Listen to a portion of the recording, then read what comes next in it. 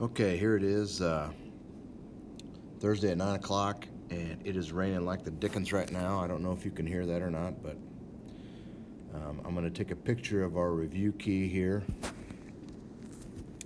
and we will see what we can do with it. There's the first page, and the main thing you need to remember is that the base does not change.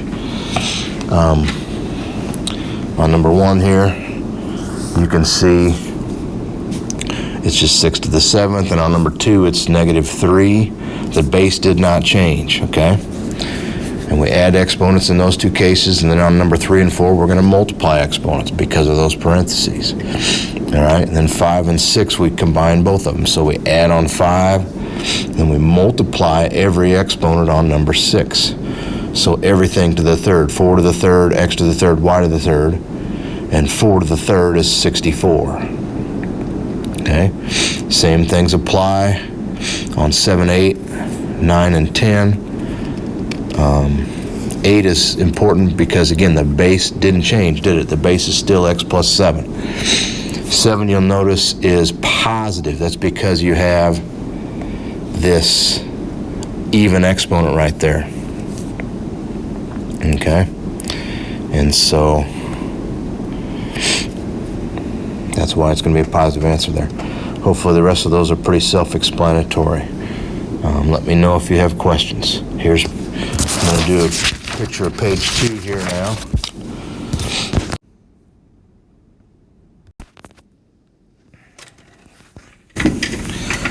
All right, this is a little bit more complicated page, but that's just the way it is.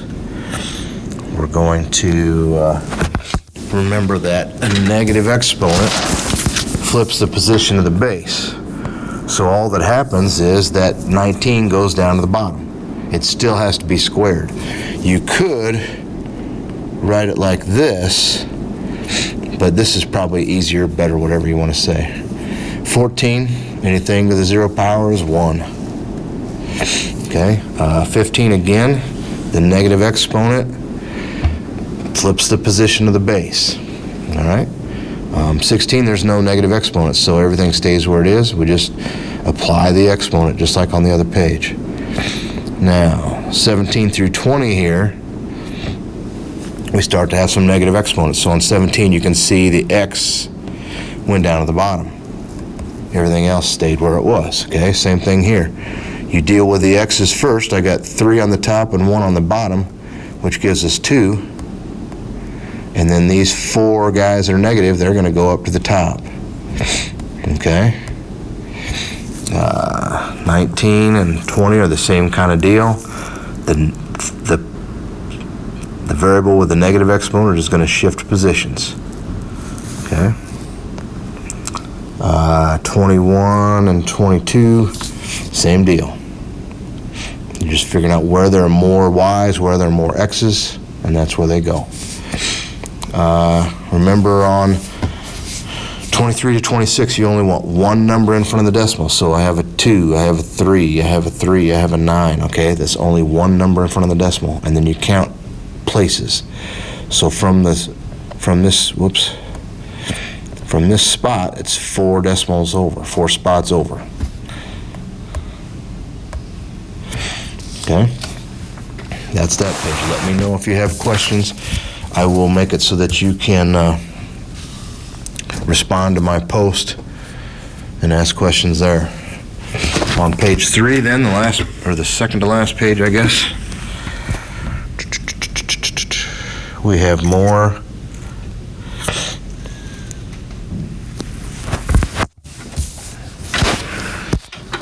We have some more scientific notation again.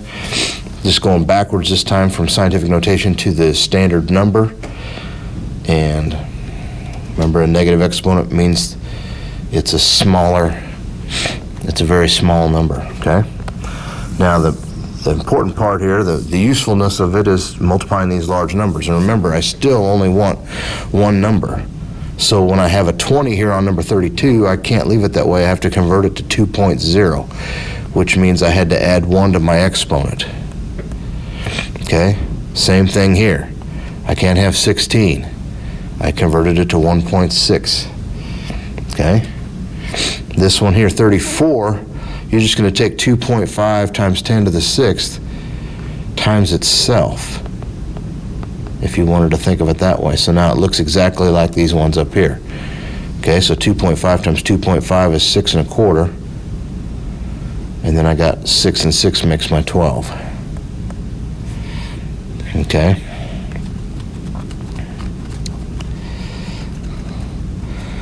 Same thing when you're dividing. When you have a number less than 1, like this one here, you have to move it over. Okay, and so we then subtract from 12, to 11. This is going to be 11 here. Okay, I made it 4, not 0.4. Okay, I think most of you got these figured out. The starting value each time goes here and here, and then what you're multiplying by is this growth factor here. So multiplied by 3. 2 times 3 is 6, times 3 is 18, times 3 is 54. 3 times 4 is 12, times 4 is 48, times 4 is this. Okay, and that's how you write those rules, write those equations. Again, let me know about any questions that you have. All right, on the last page, that chart will come in handy on the first couple. So we have here, we're going to take a picture.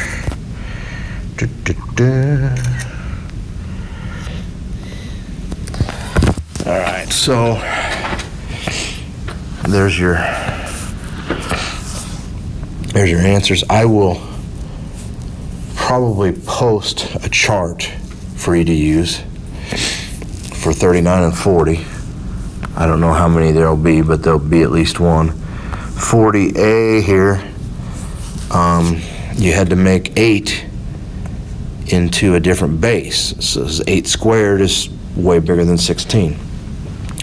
So then I think, all right, well, maybe I could use 4, because 4 squared is 16, excuse me, but it's already too big, isn't it? It's too big for 8. So we go back to 2, okay? So now 2 cubed is 8, and 2 to the 4th is 16, so that works. So then I use both those, and I multiply these exponents here. So that gives me 9x plus 3 and 8x minus 16. And if I solve that, I get this negative 19 here. Okay? Again, if you have questions, let me know. I will get back to you. Now these here, several of you already asked me about these. I just put these on smaller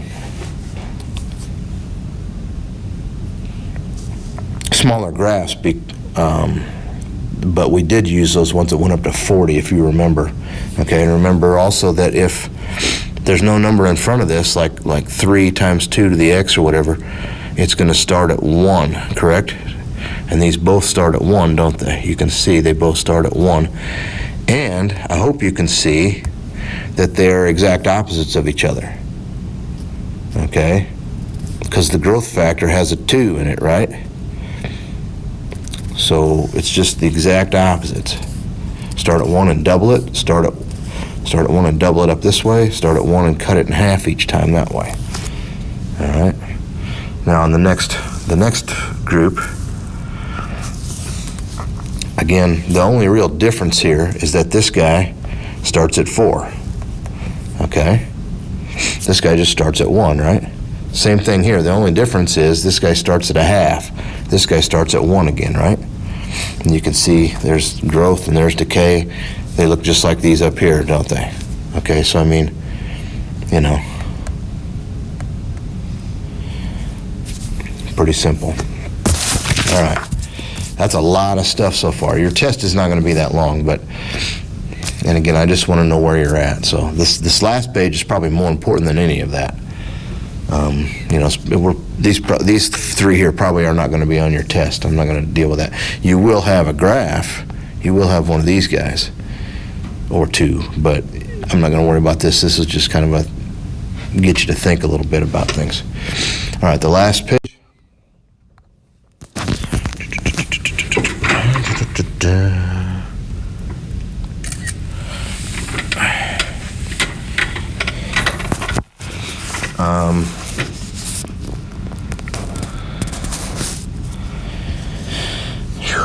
You had to figure out two different things. So you had compounded quarterly first, and then you had compounded monthly.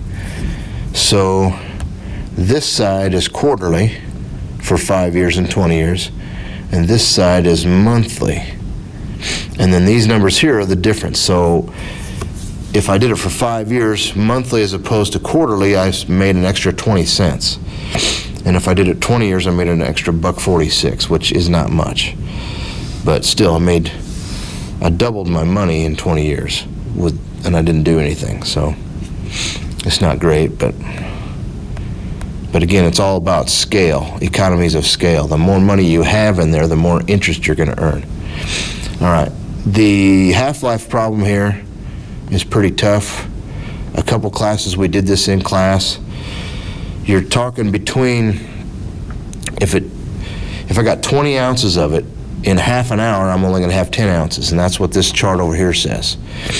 In 2 half-lives, which is 60 minutes, okay, because each half-life is 30 minutes, I'd have 5 ounces left. In 3, I'd have 2.5, so I'm still not down to 2 ounces yet. If I go one more, I'm below. I'm up 1.25 ounces. Okay, and so what we did was we just started plugging in numbers 3.3 half-lives, 3.35 half-lives, okay, because we knew that it was sometime after 3, okay, and we just did it until we got as close to 2 ounces as possible, and I think that was pretty close right there. And so then I just figured that up in minutes and seconds, and it was 99 minutes and 43 seconds. Again, this problem won't be on the test. It's just there to kind of make you think a little bit, okay? All right, so the collector car increased in value, and today is 2020, so it's 37 years, and so you should have $94,000. And then a regular car, it decreases in value, so we got a minus sign in here. And so in 5 years, the car would be worth $6,600, and in 10 years, it's less than $3,000. Again, let me know if you have any questions there, and we can go from there.